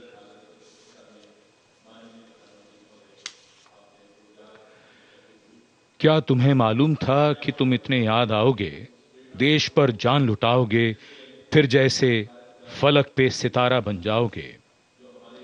जब भी देखोगे हमें तो संतोष बहुत होगा। जिस देश की रक्षा अपने लहू से की है, उसके यश और मान में वृद्धि की है, उसे तुम पर नाज है। तुम मान हो हमारा, देश का अभिमान हो। अमर जवानों को नमन।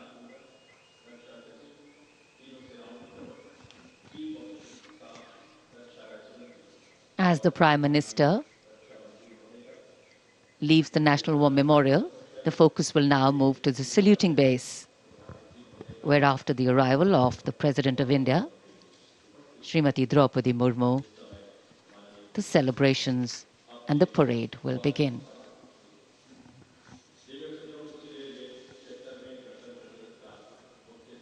माननीय प्रधानमंत्री श्री नरेंद्र मोदी राष्ट्रीय समर स्मारक से प्रस्थान कर रहे हैं कर्तव्य पथ की ओर। अब गतिविधियों का केंद्र बनने वाला है कर्तव्य पथ। 76वें गणतंत्र दिवस समारोह पूरी भव्यता के साथ कुछ ही देर में हम सबके सामने होगा।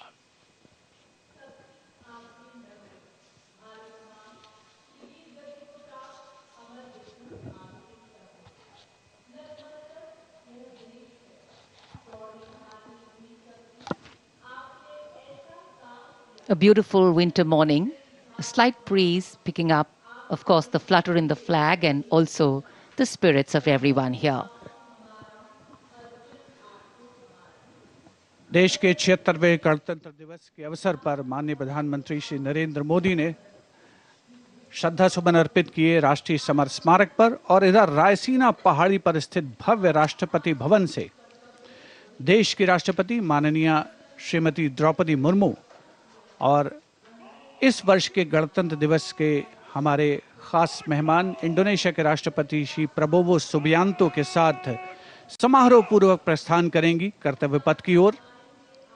गणतंत्र मंडप राष्ट्रपति भवन का भव्य हॉल है, वहां से माननीय राष्ट्रपति महोदया प्रस्थान कर रही हैं।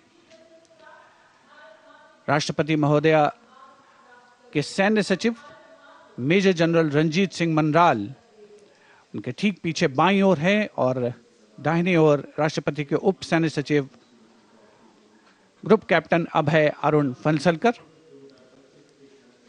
राष्ट्रपति महोदया के एडीसीज भी सधे कदमों से आगे की ओर बढ़ते नजर आ रहे हैं। दाहिनी ओर हैं लेफ्टिनेंट कमांडर सानिल उमेश पारुलेकर और बाईं ओर मेजर अविनाश छेत्री। देश की राष्ट्रपति माननीय श्रीमती द्रौपदी मुर्मू, उनके साथ इस वर्ष के गणतंत्र दिवस के मेहमान इंडोनेशिया के राष्ट्रपति श्री प्रबोवो सुबियांतो, राष्ट्रपति के सैन्य सचिव मेजर जनरल रंजीत सिंह मनराल राष्ट्रपति महोदया के ठीक पीछे दाहिनी ओर और बाईं ओर राष्ट्रपति के उप सैन्य सचिव ग्रुप कैप्टन अभय अरुण फनसलकर राष्ट्रपति महोदया को और मुख्य अतिथि को राष्ट्रीय सैल्यूट प्रदान किया जाएगा प्रेसिडेंट बॉडीगार्ड के द्वारा।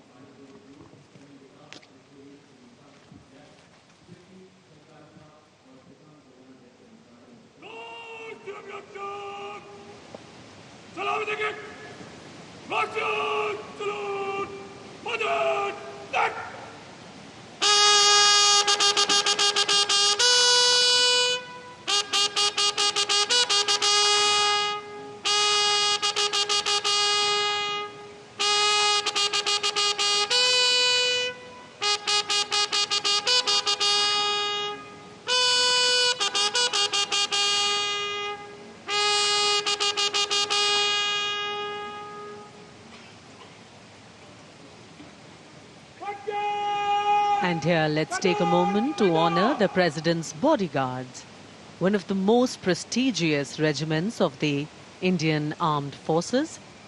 This elite cavalry unit, steeped in history and tradition, stands as a symbol of honor and pride.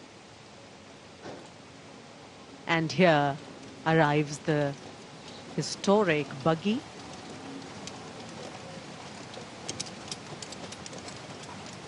Coming back to the President's bodyguards, which is the oldest regiment in the Indian Army, originally known as the Governor General's bodyguards. It has evolved to become the ceremonial and operational unit it is today, with a dual role of ceremonial duties and operational responsibilities. The President's bodyguard is not just a symbol of grandeur, but also of readiness and valor. Dressed in their immaculate ceremonial attire, complete with vibrant turbans, they ride their magnificent steeds with unmatched grace and discipline. Their iconic presence at state ceremonies, including Republic Day, adds to the grandeur of the event. देश की सेनाओं की सर्वोच्च commander Bharat की राष्ट्रपति माननीय श्रीमती द्रौपदी मुर्मू और इस वर्ष के 76वें गणतंत्र दिवस के मुख्य अतिथि इंडोनेशिया के राष्ट्रपति श्री प्रबोवो सुबियांतो पारंपरिक बग्घी में विराजमान हो चुके हैं और समारोह पूर्वक राष्ट्रपति महोदया का काफिला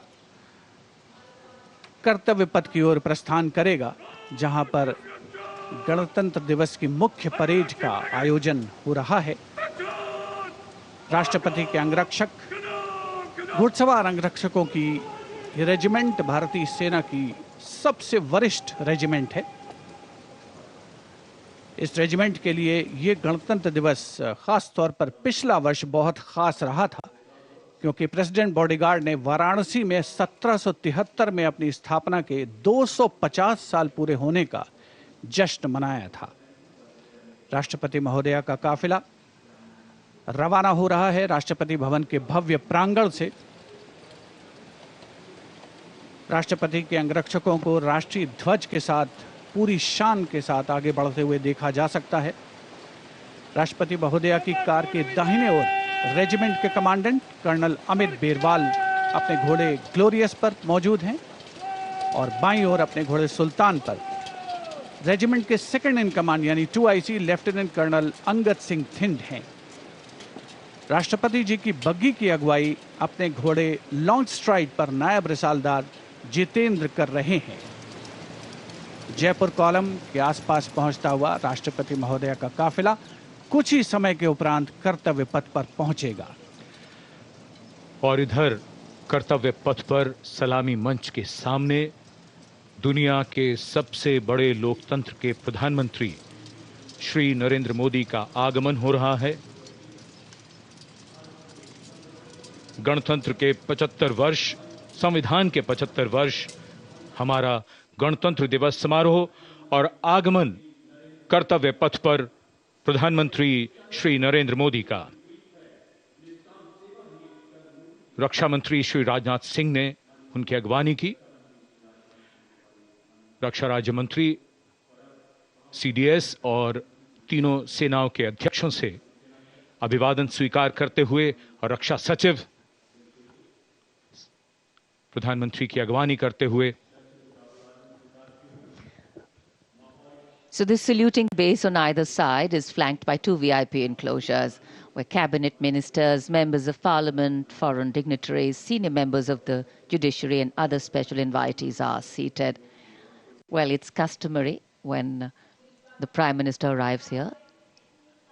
He greets people seated on either side, goes up to them, meets them, interacts with them.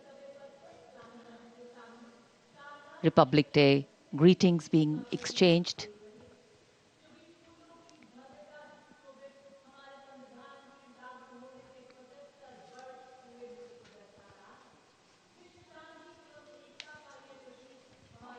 I think it's a special moment for all present. We do vote for our leaders, we elect them, but seeing them up close, well, that doesn't happen very often.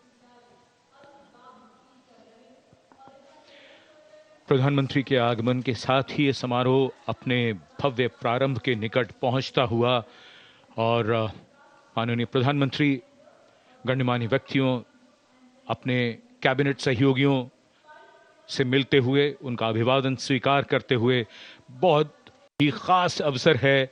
आज गणतंत्र के 75 वर्ष, संविधान के 75 वर्ष और हमारा ये 76वां गणतंत्र दिवस समारोह। दमकते चेहरों पर खुशी, संतोष और गौरव का भाव। And here we can see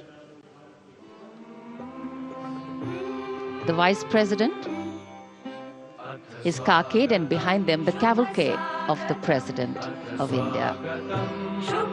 And strains of Shubh Swagatam filling the air.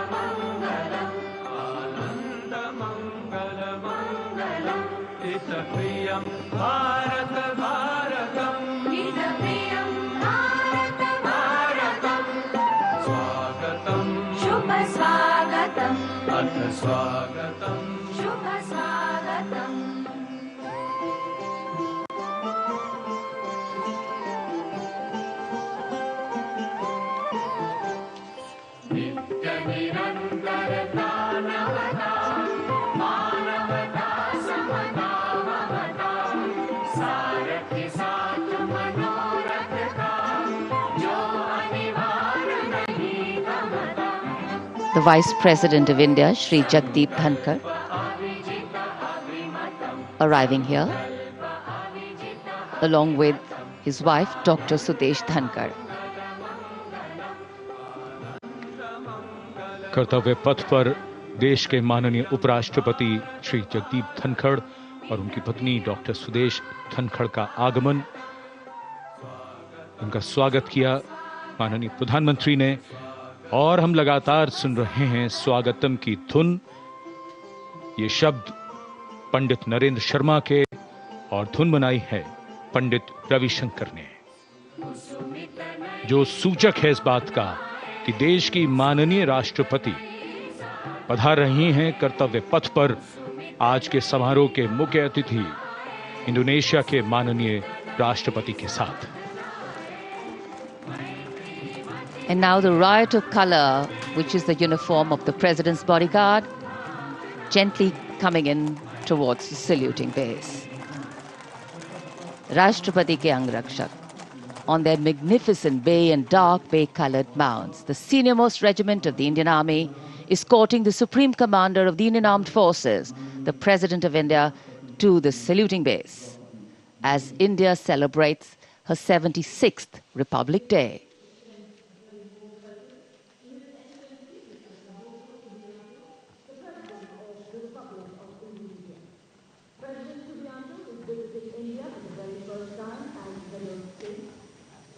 So extending a warm welcome, the Republic of India extends a very, very warm welcome to the President of the Republic of Indonesia, Mr. Prabowo Subianto, our chief guest for India's 76th Republic Day celebrations, arriving here along with the President of India. गणतंत्र दिवस समारोहों पर ये विशेष अवसर देश की माननीय राष्ट्रपति जी का आगमन और उनके साथ हमारे मुख्य अतिथि इंडोनेशिया के राष्ट्रपति Shri Prabowo Subianto, India and Indonesia, two nations that share millennia-old cultural and trade links with shared religious traditions of Buddhism and Hinduism, and a strong treaty of friendship and strategic partnerships. In fact, India and Indonesia's multifaceted partnership stands as a cornerstone of regional security, economic growth, and cultural diplomacy, with both nations well positioned to enhance their global outreach. A beautiful day in the capital, and the welcome warmth of the sun echoing the warmth and friendship between the two nations. Bharat ने जब अपना पहला गणतंत्र दिवस मनाया था, तब भी इंडोनेशिया के राष्ट्रपति हमारे मुख्य अतिथि थे, और आज 75 वर्ष बाद ये एक सुखद संयोग है कि इंडोनेशिया के ही राष्ट्रपति भारत के इस गणतंत्र दिवस समारोह पर मुख्य अतिथि हैं। इस बार का समारोह संविधान के लागू होने के 75 वर्ष पूरे होने पर विशेष फोकस के साथ ही जन भागीदारी भी इस बार के समारोह के केंद्र में है। इस वर्ष समारोह का थीम स्वर्णिम भारत, विरासत और विकास है। So as a part of the special invitees, we have a huge delegation from Indonesia, and of course we'll have their band and their marching contingent. And they have some beautiful memories and pictures to take back with them.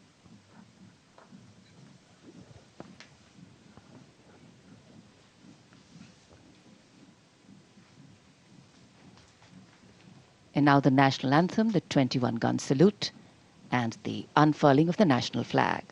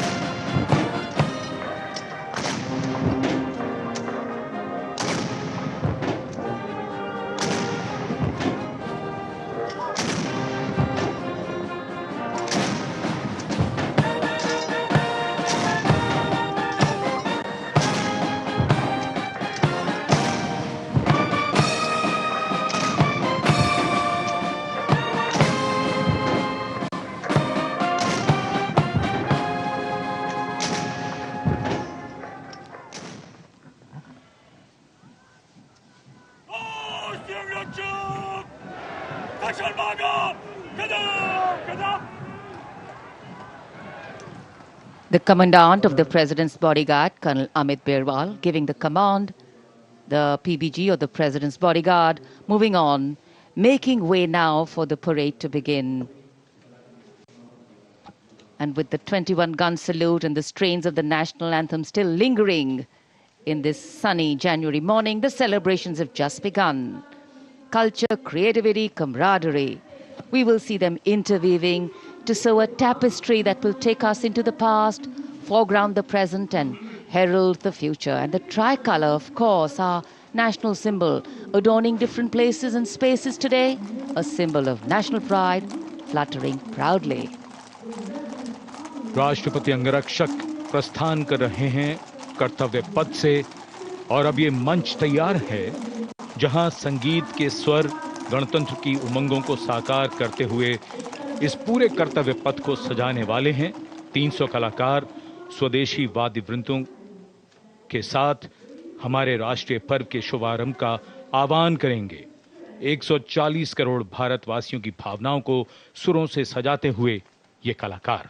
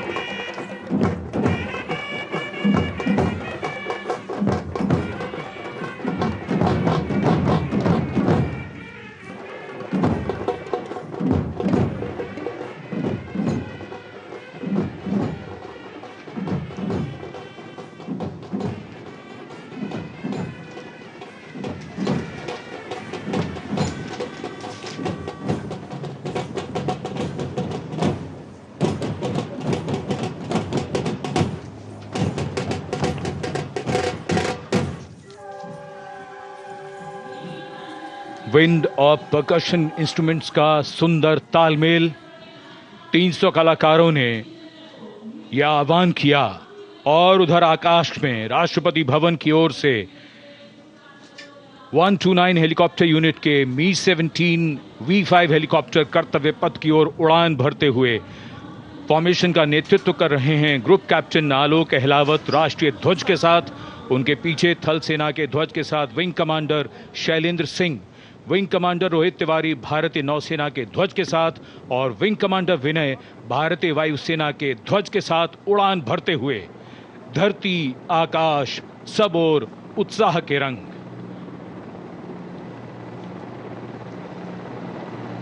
और आकाश से हो रही है पुष्प वर्षा।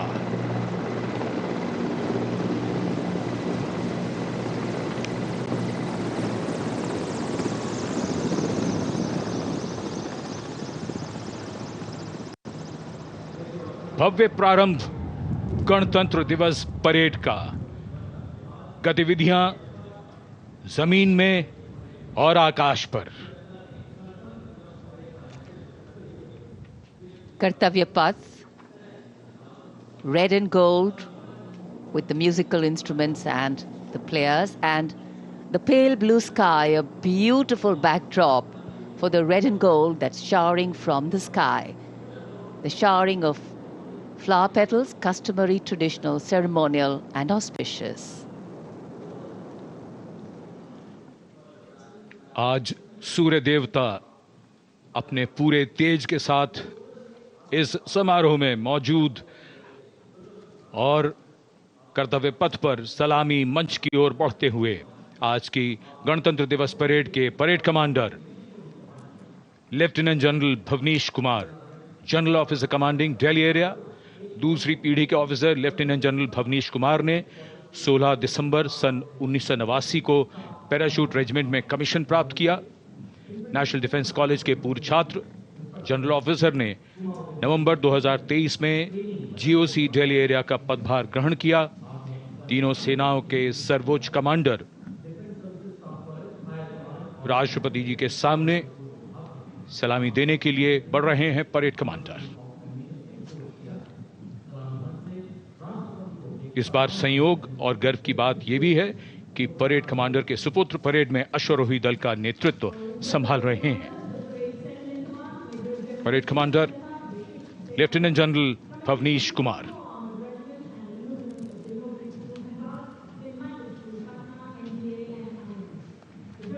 और आज की parade के 2IC lieutenant major general Sumit Mehta, parade 2IC, national defence academy और इंडियन मिलिट्री एकेडमी देहरादून के पूर्व छात्र मेजर जनरल सुमित मेहता सन 2010 में विशिष्ट सेवा मेडल से अलंकृत। आज की परेड के परेड उप commander major general Sumit Mehta.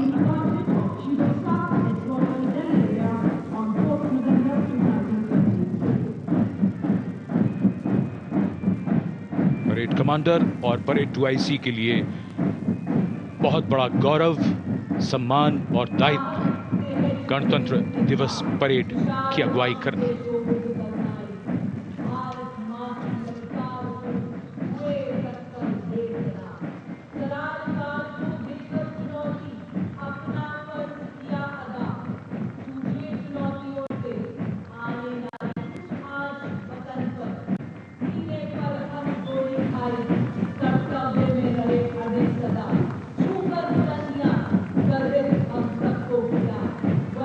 गणतंत्र दिवस समारोह और कर्तव्य पथ पर आगे बढ़ते हुए अपनी वीरता की विरासत दर्ज कराते प्रेरणा पुंज हमारे वो वीर जिन्होंने वीरता को जिया है, साकार किया है।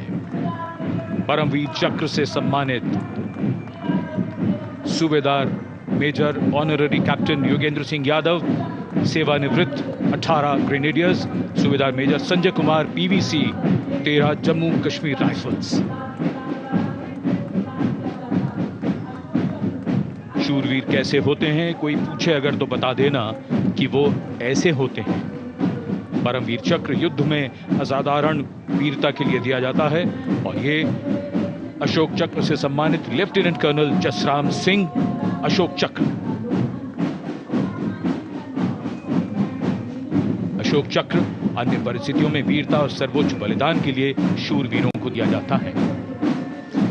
And the flash of blue and white you see behind our gallantry award winners, the Gendarang Suling Kangka Lokananta military band of the Indonesian Military Academy, a 190-member ensemble band, a unique blend of military music and noble values. Going past the saluting base. Picture perfect positioning.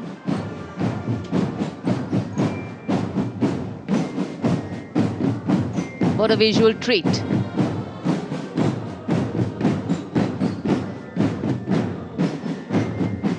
Proud moment for our chief guest too as the band goes past the saluting base. Snare drums, veliras, trumpets, flutes, all a part of the band.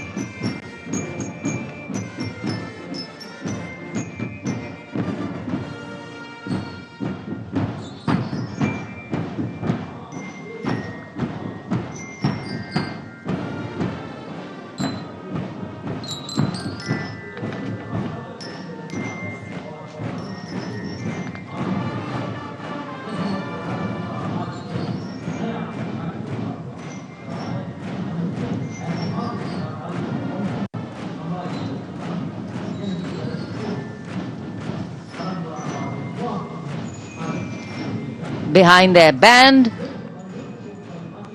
we have the marching contingent. The Indonesian National Armed Forces, TNI, showcase their discipline and national pride. 152 personnel from all branches of the TNI.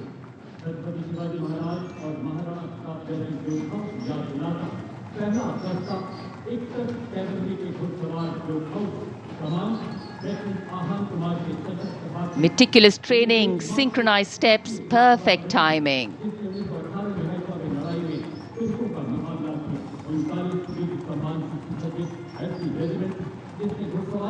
And now, approaching the saluting base, we have the 1st Army contingent of the 61 Cavalry, led by Lieutenant Ahan Kumar.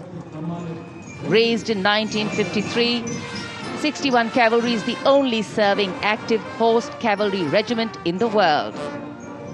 With 39 battle honors, their motto, Ashwa Shakti Yashabal, which means horsepower is forever supreme.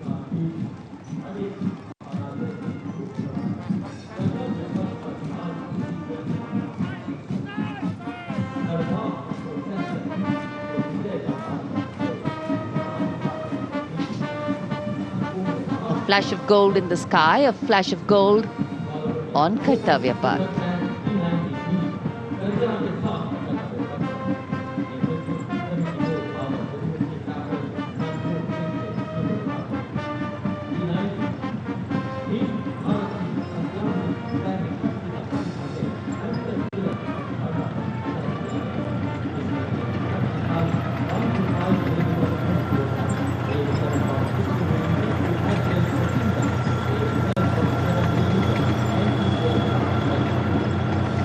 Behind the clip clop of the hoofs, we have the rumble of the tanks. The mechanized columns, leading the mechanized columns, the T-90 Bhishma, the main battle tank, commanded by Captain Navjot Singh Atwal of 74 Armoured Regiment, a symbol of India's cutting-edge military prowess. Powerful 125mm smoothbore gun, a 7.62mm coaxial machine gun, and a 12.7mm anti-aircraft gun. The tank can engage targets at a range of 5 kilometers even during the night and can also operate underwater. The regiment's motto, Vijay ya Veergati. कर्तव्य पथ पर भारत की उन्नत सामरिक शक्ति का प्रदर्शन। इसकी श्रृंखला में सलामी मंच के सामने आगे बढ़ रही है भारत की सामरिक शक्ति के प्रतीक नेमिस एंड बॉलवे मशीन पिकेट BM-2 की टुकड़ी। 17वीं बटालियन से, इसकी कमान लेफ्टिनेंट ऋतिक चौधरी के हाथों में है। देश की सेनाओं की सर्वोच्च कमांडर भारतीय राष्ट्रपति माननीय श्रीमती द्रौपदी मुर्मू को सलामी मंच के सामने सलामी पेश करते हुए एनवी निमिष के बाद इन्फेंट्री कॉम्बैट व्हीकल BM-2 की बारी, जिसे सारथ नाम दिया गया है। नाग मिसाइल सिस्टम भारत की विध्वंसक शक्ति का परिचायक। सारथ मैकेनाइज्ड इन्फेंट्री का आधार है और इस गौरवपूर्ण अवसर पर BM-2 चालक दल लेफ्टिनेंट सौरभ प्रताप सिंह की कमान में मैकेनाइज्ड इन्फेंट्री रेजिमेंट की 6ठी बटालियन का प्रतिनिधित्व कर रहा है। उपस्थित जनसमूह आह्लादित, रोमांचित, देश के राष्ट्रीय पर्व का हिस्सा बनते हुए इस समय सलामी मंच के सामने सारथ गुजरता हुआ। इन्फेंट्री कॉलम कर्तव्य पथ पर भारत की उन्नत सैन्य क्षमताओं को प्रदर्शित करने वाले कॉलम्स में कैप्टन लक्ष्य सिंह के नेतृत्व में all terrain vehicle ATV Chetak और नायब सूबेदार चरण सिंह के नेतृत्व में स्पेशलिस्ट मोबिलिटी व्हीकल कपिध्वज शामिल। दुर्गम इलाकों, विशेष तौर पर हाई एल्टीट्यूड एरियाज में युद्धाभ्यास के लिए जिसे डिजाइन किया गया है। लाइट स्पेशलिस्ट व्हीकल बजरंग और vehicle mounted infantry mortar system Airavat भी इसमें शामिल। नेतृत्व लेफ्टिनेंट अभिजीत अहलावत और सूबेदार सतवीर सिंह कर रहे हैं। परेड में मेजर राधिका सेन के नेतृत्व में नंदी घोष त्वरित प्रतिक्रिया बल वाहन और मेजर सृष्टि शर्मा के नेतृत्व में त्रिपुरांतक त्वरित प्रतिक्रिया बल वाहन भी शामिल है। आत्मनिर्भर भारत पहल के तहत इन्हें विकसित किया गया है। शान गर्व से आगे बढ़ते हुए ये जांबाज और उनकी उन्नत सामरिक शक्ति के प्रतीक यंत्र सलामी मंच पर भारत की उन्नत सामरिक शक्ति की श्रृंखला में आगे बढ़ रही है। इस समय मैकेनाइज्ड कॉलम्स के क्रम में कैप्टन सूरज सिंह के नेतृत्व में 344 मिसाइल रेजिमेंट से ब्रह्मोस की विशिष्ट टुकड़ी। ब्रह्मोस एक सुपरसोनिक क्रूज मिसाइल है, 400 मीटर की प्रभावशाली रेंज के लिए प्रसिद्ध है। अद्वितीय सटीकता, विनाशकारी प्रभाव और दुश्मन के इलाके के अंदर तक हमला करने की उल्लेखनीय क्षमता। 344 मिसाइल रेजिमेंट का आदर्श वाक्य सबसे आगे, सबसे तेज। ब्रह्मोस के ठीक पीछे लेफ्टिनेंट तुषार तोमर के नेतृत्व में 301 रॉकेट रेजिमेंट पिनाका से Pinaka multi locket launching system की टुकड़ी आगे बढ़ रही है। स्वदेशी रूप से विकसित है। भगवान शिव के पौराणिक धनुष के नाम पर पिनाका अपार विनाशकारी शक्ति और लंबी दूरी की सटीकता का उदाहरण, उसका परिचायक।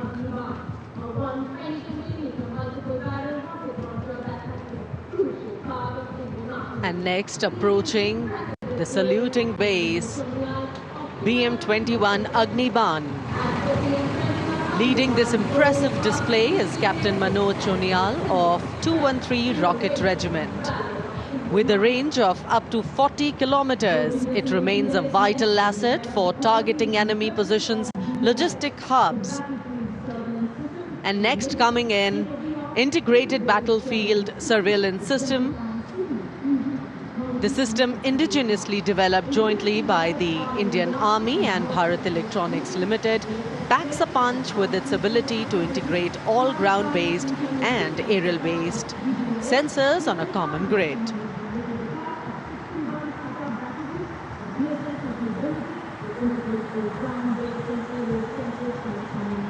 Moving ahead on Kartavya Path is the indigenously developed 10-meter short-span bridging system proudly led by Major K. John Abraham of 9 Rapid Engineer Regiment and Captain Jagjit Singh of the 234 Armored Engineering Regiment. This advanced bridging system showcases India's commitment to self-reliance in defense technology.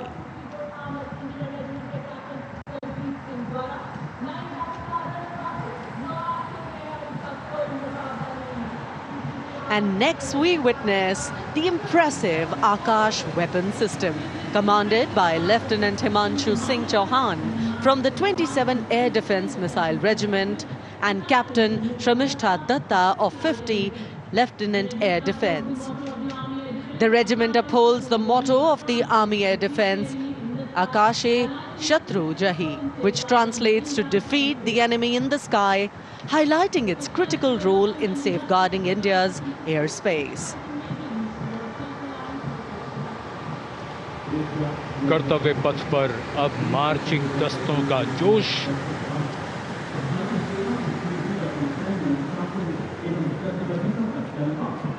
चुस्त कदमों से आगे बढ़ता हुआ brigade of the guards का दस्ता।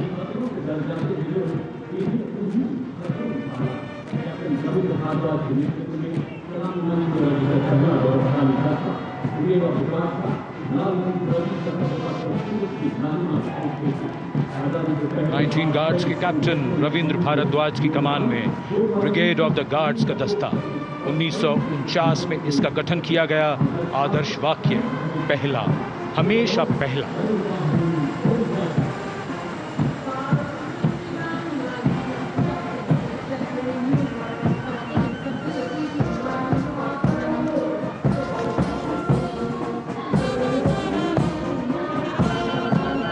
संविधान की मधुर धुन बजाता हुआ mechanised infantry regimental centre, Punjab regimental centre और राजपूत रेजिमेंटल सेंटर का संयुक्त बैंड। सूबेदार मेजर राजेंद्र सिंह की कमान में 73 संगीतकारों का ये दल। कर्तव्य, अनुशासन और संगीत।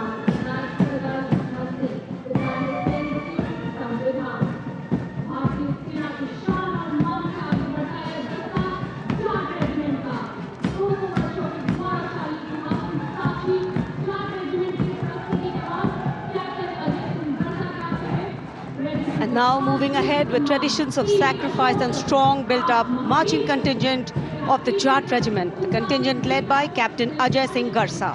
In their glorious history of more than 2 centuries, the regiment has actively participated in both the world wars. The motto of the regiment, Sangathan va Veerta, and the war cry, Jat Balwan Jai Bhagwan.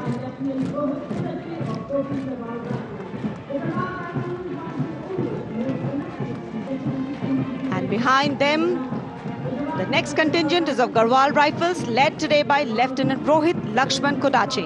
The 136 years old Garhwal Rifles, one of the most illustrious and decorated infantry regiment of the Indian Army.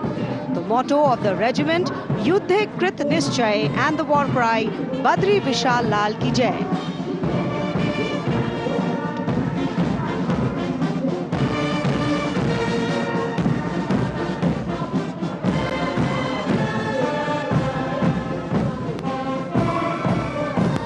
Following them, combined military band, the combined band of Sikh Light Regiment Center, Bihar Regiment Center and Ladakh Scouts Regiment Center, comprising 73 musicians.